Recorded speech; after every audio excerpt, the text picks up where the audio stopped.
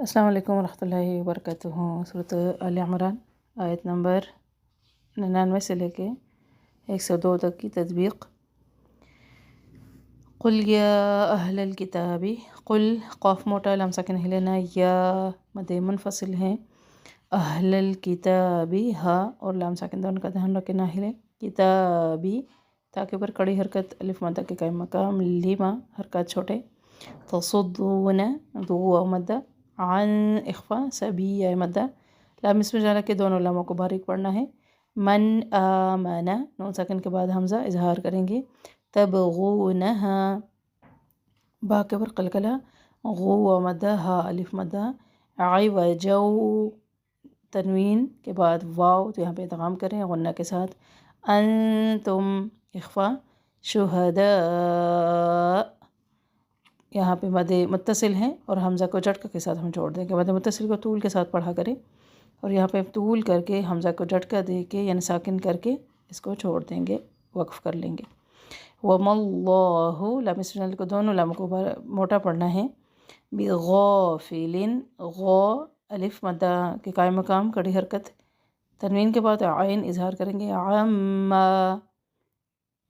غنہ اور پھر اس کے بعد الف مدہ تو ایک ایک الف کے برابر اس کو پڑھے، تعملون لو و مدہ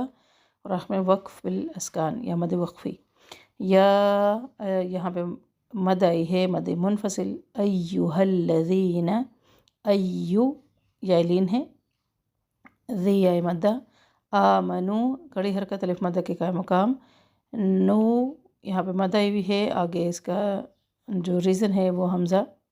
اگلے کلمے کا حمزہ ہے تو یہاں پہ مد منفصل ہے، ان اخفا تطی یا مدہ، عو مدہ، فریقم ری یا مدہ، قم تنوین کے بعد میم ادغام کر رہے ہیں، من الذین ذی یا مدہ، نون کا زبر لمبا نہ ہو، اوتل او واو مدہ، تاکہ پیش کو لام سے ملائیں گے لیکن لام ساکن کا دھیان رکھنا ہے لینا، اوتل ایسے نہ، اوتل کتاب تاکہ پر کڑی حرکت الف مدہ کے قائم مقام، یردوکم دو و مدہ، بعد ایمانکم، یردوکم میم ساکن کے بعد با یہاں پہ ہم اخفا کر رہے ہیں میم ساکن کا، ایما ای یا مدہ، ما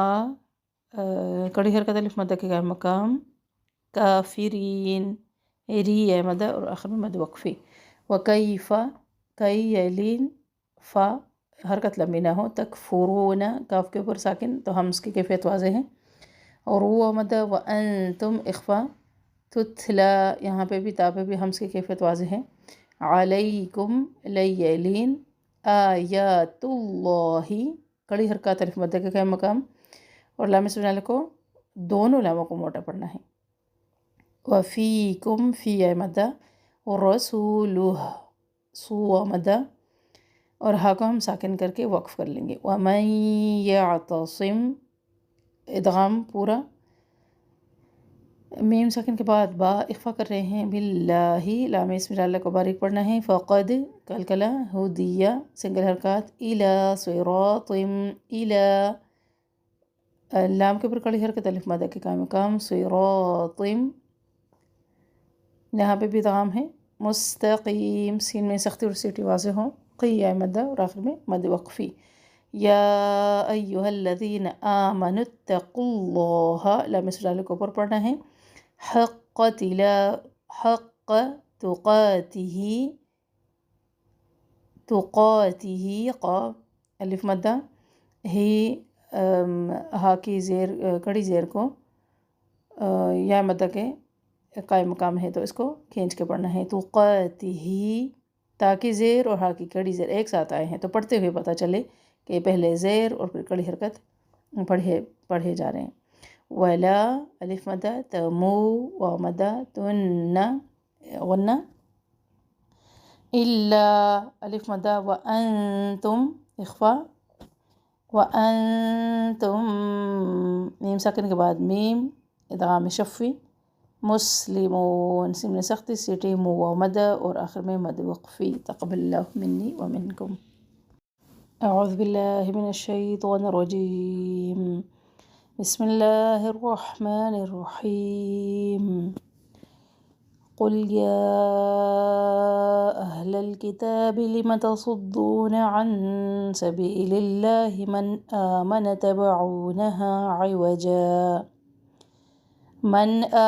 تبغونها عوجا وأنتم شهداء وما الله بغافل عما تعملون يا أيها الذين آمنوا إن تطيعوا فريقا من الذين أوتوا الكتاب يردوكم بعد إيمانكم كافرين وكيف تكفرون وأنتم تتلى عليكم آيات الله وفيكم رسوله ومن يعتصم بالله فقد هدي إلى صراط مستقيم يا أيها الذين آمنوا اتقوا الله حق تقاته ولا تموتن إلا وأنتم مسلمون نحمده ونصلي على رسوله الكريم اما بعد فاعوذ بالله من الشيطان الرجيم بسم الله الرحمن الرحيم ربنا اشرح لنا صدورنا ويسر لنا امورنا واحلل عقدة من لساننا يفقهوا قولنا واجعلنا وزيرا من اهلنا اللهم فقهنا في الدين ربنا زدنا علما رب یسر ولا تعسر وتمم بالخیر وبک نستعین۔ الحمدللہ آج ہم سورہ آل عمران کی 4 آیات کو پڑھیں گے، آیات 99، 100، 101 اور 102۔ آغاز کرتے ہیں آیت نمبر 99 سے۔ اللہ سبحانہ وتعالیٰ فرما رہا ہے، قل کہہ دیجئے، یا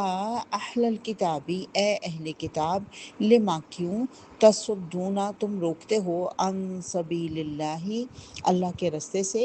من جو آمنا ایمان لے آیا، تبغونہا تم تلاش کرتے ہو، تم چاہتے ہو، ایوجن کوئی ٹیڑھ، کوئی کجی، وانتم اور ہو تم شہداء اس کے اوپر گواہ، انتم تم ہو شہداء گواہ، وما اللہ اور نہیں اللہ تعالیٰ بغافل غافل، اما اس سے جو تعملون تم عمل کرتے ہو۔ الفاظ کو دیکھ لیتے ہیں۔ تصدون، صاد دال دال، تصدون تم روکتے ہو، تم پھیرتے ہو، صد رکاوٹ کو کہتے ہیں، روکنا۔ تبغونہ با غین یا روٹ ہے اس کا، یعنی تم تلاش کرتے ہو اس میں یا تم چاہتے ہو اس میں، ایواجن کوئی ٹیڑھ، کوئی کجی۔ ایواجن کسی چیز کو سیدھا کھڑا کرنے کے بعد اگر وہ ایک طرف کو جھک جائے تو اس کو جھکنے کو کہا جاتا ہے، کسی ایک طرف جھکنے کو عوج کہا جاتا ہے۔ ایسا ٹیڑھا پن جو آنکھوں سے یا بصیرت سے دیکھا جا سکے، یعنی جو دیکھا بھی جا سکے اور جو محسوس بھی کیا جا سکے، اتنا واضح ٹیڑھ ہو، یعنی کہ جو۔ آیت نمبر 100 ہے، یا ایھا الذین آمنو، اے لوگو جو ایمان لائے ہو، ان اگر تطیعو تم نے اطاعت کی یا تم نے بات مانی، فریقاً ایک گروہ کی، من الذین ان لوگوں میں سے، اوتوا الکتابہ جو کتاب دیے گئے، یردوکم وہ پھیر دیں گے تم کو، بعد ایمانکم تمہارے ایمان کے، کافرین کافر بنا کر۔ یردوکم را دال دال اس کا روٹ ہوتا ہے، اس کا مطلب ہوتا ہے وہ پھیر دیں گے تمہیں، وہ لوٹا دیں گے تمہیں۔ آیت نمبر 101 ہے، وَكَيْفَ اور کس طرح سے، تکفرون تم انکار کرو گے، تم کفر کرو گے، وَأَنْتُمْ اور ہو تم تتلیٰ پڑھی جاتی ہیں، علیکم تمہارے اوپر، آیات اللہ اللہ کی آیات، وفیکم اور تم میں سے، رسولہ اس کا رسول، یعنی تم میں ہے، وفیکم اور تم میں ہے، رسولہ اس کا رسول، ومن اور جو، یعتصم تھام لے، باللہ اللہ کو، فقد تو تحقیق، ہدیہ ہدایت پا گیا، ہدایت دے دیا گیا، الی طرف، صراط مستقیم سیدھے رستے کے۔ تتلا تو لام حمزہ روٹ ہے اس کا، تتلا تم پر پڑھی جاتی ہیں، تلاوت کرنا۔ یعتصم عین صاد میم، یعتصم وہ تھام لے، شر سے بچنے کے لیے مضبوطی سے کسی چیز کو پکڑنا اسما ہوتا ہے، یعنی روکنا، کسی چیز کو روک کر کسی بڑی مصیبت سے اس کو بچانا۔ پھر ہے آیت نمبر 102، یا ایہا الذین آمنو، اے لوگو جو ایمان لائے ہو، اتقوا اللہ، تقوی کرو، ڈرو اللہ سے، حق کا جیسا کہ حق ہے، تقاتے ہی اس سے ڈرنے کا، ولا اور نہ تموتن تم مرنا، الا مگر وانتم اور ہو تم مسلمون مسلمان۔ توقاتی ہی واؤ کاف یا اس کا روٹ ہے، اور توقاتا ہوتا ہے ڈرنا، پرہیزگاری کرنا ہی اس سے، یعنی اس سے ڈرنا یا اس کی پرہیزگاری اختیار کرنا۔ وآخر دعوانا ان الحمد للہ رب العالمین۔ نحمدہ و نصلی علی رسولہ الکریم، اما بعد فاعوذ باللہ من الشیطان الرجیم، بسم اللہ الرحمن الرحیم۔ الحمدللہ سورہ آل عمران کی 4 آیات کو ہم پڑھ رہے ہیں۔ آج ہم ابھی ان کا لفظی ترجمہ روٹ ورڈز کو دیکھ چکے ہیں، اب ہم اس کی انشاءاللہ تفسیر کو تھوڑا سمجھتے ہیں۔ آیت نمبر 99 کے اندر اللہ سبحانہ وتعالیٰ اہل کتاب سے مخاطب ہے اور ان سے کہا جا رہا ہے کہ اے اہل کتاب، لم تصدون عن سبیل اللہ، تم کیوں اللہ کے راستے سے روکتے ہو ان لوگوں کو، من آمنا جو ایمان لے آئے، تم جو لوگ ایمان لے آئے ہیں ان کو اللہ کے راستے سے کیوں روکتے ہو؟ سوال کیا جا رہا ہے اہل کتاب سے۔ اہل کتاب کا طریقہ کیا تھا کہ وہ خود دین سے منحرف ہو گئے تھے ایک طرح سے، کیونکہ ان کو وعدہ لیا گیا تھا ان سے کہ تم آخری نبی جو آئے گا اس کو تم تسلیم کرو گے اور اس کی مدد کرو گے اور اس کا ساتھ دو گے، لیکن انہوں نے اس سے انکار کر دیا کیونکہ وہ ان کی اپنی قوم میں سے نہیں تھے حضرت محمد صلی اللہ علیہ وسلم۔ تو اس وجہ سے انہوں نے جو لوگ ایمان لا رہے تھے ان کو بھی روکنے کی کوششیں کی، اور ایک طریقہ کیا تھا اس کا کہ وہ صبح ایمان لے آتے تھے اور شام کو کہتے تھے کہ ہم نے تو ایمان میں کچھ، اسلام میں کچھ خاص نہیں دیکھا، اس لیے ہم وہ اپنا ایمان بدل دیتے تھے، کافر ہو جاتے تھے، تاکہ جو لوگ ایمان لانے کی طرف راغب ہو رہے ہیں ان کے دلوں میں وسوسے پیدا ہو جائیں۔ یہ ایک طریقہ تھا تصدون کا، روکنے کا مسلمانوں کو، اور اس کے علاوہ بھی بے شمار باتیں کرتے تھے، بے شمار قسم کے کام کرتے تھے ان کو دین پر عمل کرنے سے روکنے کے لیے، دین اسلام کے خلاف طرح طرح کی باتیں بناتے تھے۔ تو اللہ کہہ رہے تصدون، تم روکتے ہو عن سبیل اللہ، اللہ کے راستے سے۔ امام راغب رحمۃ اللہ علیہ فرماتے ہیں کہ سبیل کا لفظ ہر اس چیز کے لیے استعمال کیا جاتا ہے جس کے ذریعے سے کسی چیز تک پہنچا جا سکتا ہو، خواہ وہ شر ہو یا خیر ہو۔ تو یہ لوگ اللہ کے راستے سے، خیر کے راستے سے روک رہے تھے اور آج بھی روک رہے ہیں۔ آپ دیکھیے اپنے ارد گرد معاشرے میں، آپ دیکھیے آج ہمارے ہاں مسلمانوں کو جس طرح سے غیر مسلم اقوام جو ہیں وہ غیر مہذب اور عیاش کہہ رہی ہیں، اور دین اسلام کی عجیب سی تصویر پیش کی جا رہی ہے، مسلمانوں کی دراصل عجیب تصویر پیش کی جا رہی ہے، تو دراصل اس طرح سے لوگوں کو روکتے ہیں کہ وہ اس طرف نہ آئیں، راغب نہ ہوں دین اسلام کی طرف۔ تو یہ رکاوٹیں ڈالنے والے لوگ ہیں۔ اور ایک ہمارے یہاں بہت بڑی خرابی یہ ہوگی کہ آج ہم نے جو معیار ہے نا وہ علماء کو بنا لیا، کہ جو علماء کہتے ہیں بس ہم اس کو سمجھتے ہیں، بس وہی ٹھیک ہے، خود کھوج لگانے کی کوشش نہیں کرتے، جبکہ قرآن بھی موجود ہے اور حدیث بھی موجود ہے۔ تو سیدھا رستہ کون سا ہے اور ٹیڑھا رستہ کون سا ہے، یہ ہم نے خود ڈھونڈنا ہے۔ اور اللہ فرما رہا ہے کہ یہ لوگ جو اہل کتاب ہیں، نان مسلم ہیں، یہ اللہ کے رستے سے لوگوں کو روکتے ہیں۔ کیوں؟ وجہ کیا ہے؟ تبغونہا عوجا، وہ ان کے اندر ٹیڑھ پیدا کرنا چاہتے ہیں، وہ ان کے اندر کجی پیدا کرنا چاہتے ہیں، وہ چاہتے ہیں کہ یہ اپنے اسلام کے اوپر ثابت قدم نہ رہیں، اس وجہ سے۔ اور اللہ فرما رہا ہے وَأَنْتُمْ شُهَدَاء، اور جبکہ تم گواہ ہو، تم خود گواہ ہو، تم اس رستے کو پہچانتے ہو، تم اس دین کو پہچانتے ہو، تم حضرت محمد صلی اللہ علیہ وسلم کو پہچانتے ہو، کیونکہ قرآن میں کئی جگہ آیا یہ لفظ کہ یعرفونہ کما یعرفون ابناءہم، جیسے اپنے بیٹوں کو پہچانتے ہیں ایسے یہ نبی صلی اللہ علیہ وسلم کو اور قرآن کو پہچانتے ہیں، لیکن اس کے باوجود یہ اس سے روکنے کی کوششیں کرتے ہیں۔ اللہ فرما رہا ہے وَمَا اللَّهُ بِغَافِلٍ، اور اللہ تعالیٰ بالکل غافل نہیں ہے اما تعملون، جو تم عمل کر رہے ہو سب اللہ کی نظر میں ہے۔ اللہ غافل نہیں ہے، اگر کچھ تمہیں پکڑتا نہیں ہے، تمہیں چھوٹ دے رہا ہے، اس کا یہ مطلب نہیں وہ غافل ہے، بلکہ وہ تمہاری ایک ایک حرکت کو نوٹ ڈاؤن کر رہا ہے، ہر ایک چیز کو لکھ رہا ہے۔ آیت نمبر 100 پہ چلتے ہیں۔ اللہ فرما رہا ہے یا ایھا الذین آمنو، اب اہل ایمان سے خطاب کیا جا رہا ہے کہ یہ لوگ تو رکاوٹیں ڈالنے کی کوششیں کر رہے ہیں اور کرتے رہیں گے ہمیشہ، قیامت تک ان کا یہی طریقہ رہا، اہل کتاب مسلمانوں کو سیدھے رستے سے روکنے کی کوشش کرتے رہیں گے۔ تو اللہ تعالیٰ ایمان والوں سے خطاب کر رہا ہے کہ اگر تم اطاعت کرو گے فریقاً، کسی ایک گروہ کی، من الذین اوتوا الکتاب، جو کتاب دیے گئے تھے، یعنی جو اہل کتاب ہیں، عیسائی ہوں یا یہودی ہوں، اے ایمان لانے والے لوگوں، اہل کتاب دراصل اسلام کے دشمن ہیں، تم ان کی بات نہ ماننا۔ اگر تم نے ان میں سے کسی ایک گروہ کی کوئی بات مانی، کسی ایک گروہ کی اطاعت کی، کوئی ایک گروہ کون ہے؟ عیسائی بھی ہو سکتے ہیں، یہودی بھی ہو سکتے ہیں، تو وہ کیا کریں گے؟ یردوکم، وہ تمہیں پھیر دیں گے، لوٹا دیں گے، بعد ایمانکم، تمہارے ایمان لانے کے بعد، کافرین، کفر کی طرف، وہ تمہارے ایمان لانے کے بعد تمہیں کفر کی طرف پھیر دیں گے، ان کی بات نہ ماننا، ان کی بات نہ ماننا۔ اگر تم ایمان لے آئے ہو تو پھر ایمان لانے کے بعد خدا نخواستہ تم کفر میں مبتلا نہ ہو جانا، احتیاط کرنا، اپنے دین کی حفاظت کرنا۔ یہ تو پوری کوشش کریں گے کہ تمہیں کفر کی طرف لوٹا کر لے جائیں۔ آپ اپنے معاشرے میں ارد گرد دیکھیے، پھر بات کروں گی آج کے دور کی،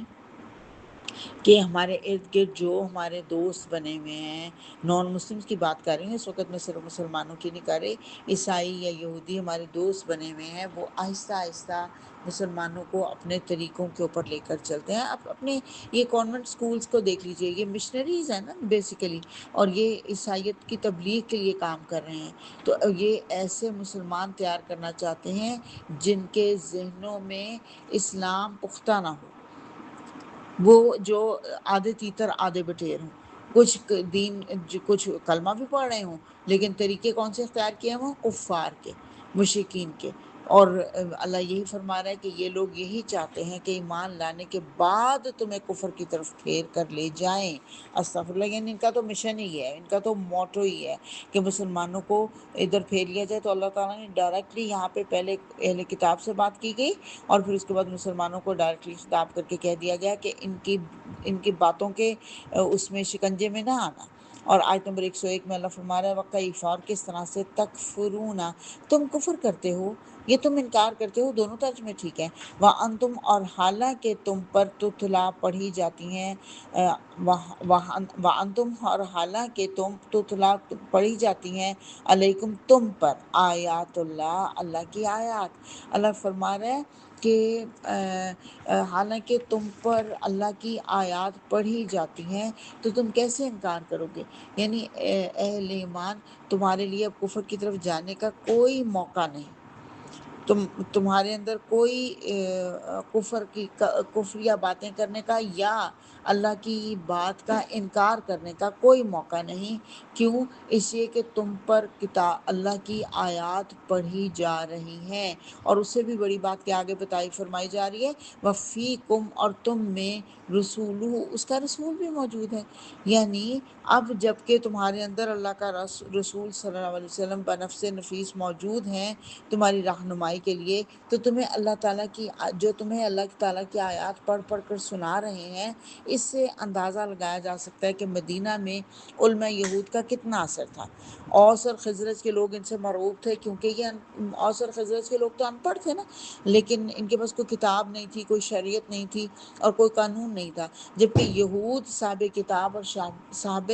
شریعت تھے، اسی لیے اپنے آپ کو اہل کتاب کہلاتے تھے نا، ان کے ہاں علماء بھی موجود تھے۔ لہٰذا اوس اور خزرج کے لوگ جو اسلام لے آئے تھے، وہ ان سے جو اسلام لے آئے تھے یا جو نہیں لائے تھے، اسلام لانے سے پہلے بھی یہ اہل کتاب کے پاس سے اپنے مسائل کا حل پوچھنے کے لیے جایا کرتے تھے، کیونکہ ان کو اہل کتاب کہتے تھے اور عالم سمجھتے تھے۔ تو اللہ تعالیٰ نے یہاں پہ ان کو وارن کر دیا کہ تم ان سے انفلوئنس تھے نا، ان سے بہت امپریس تھے، تو کہہ دیا گیا کہ اتنے امپریس نہ ہو جانا کہ ان کے پیچھے ایسے لگ جاؤ کہ اپنے دین کو ہی چھوڑ دو، ان کی ریشہ دوانیوں کا شکار نہ ہو جانا، اور جو کچھ وہ کر رہے ہیں اسے احتیاط کرنا. کیوں؟ کیونکہ تمہارے درمیان رسول موجود ہیں. اس سے ہمارے ذہنوں میں یہ بات سوال اٹھ سکتا ہے کہ آج تو ہمارے درمیان حضرت محمد صلی اللہ علیہ وسلم موجود نہیں ہیں، تو آج ہم کیسے بچیں گے؟ آپ یقین کیجئے حضرت محمد صلی اللہ علیہ وسلم موجود نہیں، لیکن انہوں نے ہمیں بتا دیا کہ میں تمہارے اندر دو چیزیں چھوڑ کے جا رہا ہوں، حضرت محمد صلی اللہ علیہ وسلم کی سنت اور قرآن. یہ دو چیزیں جو ان کے اوپر عمل کرتا رہے گا وہ کبھی نہیں لڑکے گا، کبھی نہیں بگڑے گا، کبھی اس کے بگاڑ کا کوئی اندیشہ نہیں ہے. تو یہ دونوں چیزیں اگر ہم تھام لیں گے تو ایسا ہی ہے جیسے حضرت محمد صلی اللہ علیہ وسلم ہمارے درمیان موجود ہیں. اور پھر اللہ فرما رہا ہے وَمَن يَعْتَصِم بِاللَّهِ. پھر اللہ اس کا علاج بتا رہا ہے. علاج کیا ہے اس کا؟ یہ تمہیں ان کی رشتہ دوانیوں سے بچنے کا علاج کیا ہے؟ یعتصم باللہ، جو کوئی پکڑ لے گا، تھام لے گا اللہ کو، جو کہ اللہ سے چمٹ جائے گا، فقد ہدیہ الی صراط مستقیم، تو اس کو ہدایت ہو جائے گی صراط مستقیم کی طرف. اس کو صراط مستقیم سیدھے رستے کی طرف اس کو ہدایت دے دی جائے گی. گویا کہ جو کوئی اللہ کی پناہ میں آ جائے، اللہ کا دامن مضبوطی سے تھام لے، اسے ضرور صراط مستقیم کی ہدایت ملے گی اور وہ ضلالت اور گمراہی کے خطرات سے محفوظ ہو جائے گا. جیسے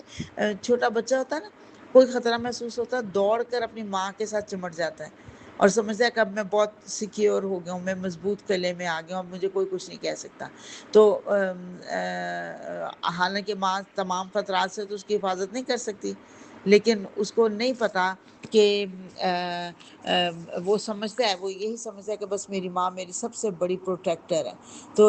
اسی لیے اللہ تعالیٰ فرماتا ہے کہ تو اللہ کی گود میں آ جا. جیسے ماں کی گود میں آتا ہے نا، ایسے اللہ کا دامن پکڑ لے. یقیناً اللہ کا دامن ماں کی گود سے کئی گنا زیادہ محفوظ ہے، اور جو کچھ سے چمٹ جاتا ہے اللہ اس کو گمراہیوں سے اپنی حفاظت میں لے آتا ہے، وہ گمراہیوں کے اندر مبتلا نہیں ہوتا، اور ہمیں وہ صراط مستقیم پر مضبوط اس کے قدم جم جاتے ہیں جو اللہ کی پناہ میں اپنے آپ کو لے لیتا ہے. سبحان اللہ. اللہ تعالیٰ مجھے اور آپ کو ان میں شامل کرے. اللہم اجعلنا منہم. پھر اللہ فرما رہا ہے کہ یا ایھا الذین آمنوا اتقوا اللہ، اے لوگو جو ایمان لائے ہو، تقوی اختیار کرو اللہ کا، حق کا تقاتے ہی، جیسا کہ حق ہے اس سے ڈرنے کا، جیسے کہ حق ہے اس سے تقوی کرنے کا. اللہ فرما رہا ہے اللہ کا تقوی اختیار کرو جیسا کہ حق ہے اللہ کا تقوی اختیار کرنے کا. تقوی کا مطلب آپ کو پتہ، پرہیزگاری بھی بہت دفعہ یہ بات کر چکی ہوں. قرآن کریم میں تقوی کی ہدایت کے لیے، تلقین کے لیے اس آیت کو سب سے مؤثر آیت کہا گیا، سب سے گاڑھی آیت کہا گیا. اس پر صحابہ کرام گھبرا گئے کہ یا رسول اللہ کے تقوی کا حق کون ادا کر سکتا ہے؟ پھر جب سورۃ تغابن کی یہ آیت نازل ہوئی کہ فاتقوا اللہ ما استطعتم، اپنی امکانی حد تک اللہ کا تقوی اختیار کرو، تب ان کی جان میں جان آئی. تقوی کے اس حکم کے ساتھ ہی فرما دیا گیا، اللہ نے آگے کیا حکم دیا؟ وَلَا تَمُوتُنَّ إِلَّا وَأَنْتُمْ مُسْلِمُونَ، اور تم مت مرنا مگر حالت فرما برداری میں. تو اس کا کیا مطلب ہے؟ کسی کو نہیں پتا میری موت کب آنی ہے، لیکن اس کا مطلب یہ ہے کہ کوئی لمحہ تمہاری زندگی میں ایسا نہ ہو کہ تم اللہ کی فرما برداری کی حالت میں نہ ہو. اسی کہ کوئی پتہ نہیں کون سا لمحہ جو آخری لمحہ ہے، کون سا لمحہ جب موت نے کا ہاتھ جو ہے اس نے مجھے دبوچ لینا ہے. تو پھر ہونا یہ چاہیے کہ انسان ہر وقت اللہ کی فرما برداری کے کام اختیار کرتا رہے، ہر وقت اللہ کی فرما برداری، یعنی ہر وقت اللہ کی موجودگی کا احساس ہو. سوتے جاگتے اٹھتے بیٹھتے ہر وقت سوئی جو ہے نا وہ اللہ کی طرف اٹکی رہے، جیسے کمپس ہوتی ہے نا. اور صرف تقوی اختیار نہ کرو بلکہ اسے اختیار کرو جیسا کہ اس کا حق ہے، اور اس سے بڑھ کر، اور اس کے علاوہ کسی اور سے نہ ڈرو. اور اس کا مطلب ہے کہ اللہ کی نافرمانی نہ کی جائے، اور جیسا اللہ نے حکم، جن چیزوں سے اللہ نے حکم دیا رکنے کا ان سے رک جایا جائے، اور جن کو کرنے کا حکم دیا ان کو کر لیا جائے. اور ہر لمحہ انسان اپنی زندگی کے ہر لمحے میں، جو بات میں نے پہلے بھی کہی، ہر لمحے انسان کو اللہ کا خوف کے ساتھ زندگی بسر کرنی ہے. جو کام بھی کر رہے ہیں، جو بھی کام کر رہے ہیں، وہ اس حالت میں کریں کہ اس کے بدلے میں اللہ ہم سے راضی ہو جائے. اللہم آمین۔ اللہ مجھے اور آپ کو توفیق دے کہ اللہ کی رضا کے کام کرتے ہوئے ہماری موت آئے انشاءاللہ، اللہم آمین۔ وآخر دعوانا ان الحمدللہ رب العالمین۔ اللہم آنس وسطنا فی قبورنا، اللہم ارحمنا بالقرآن العظیم واجعلہ لنا اماما ونورا وہدی ورحمہ، اللہم ذکرنا منہ ما نسینا وعلمنا منہ ما جہلنا وارزقنا تلاوتہ آناء اللیل وآناء النہار واجعلہ لنا حجتا یا رب العالمین۔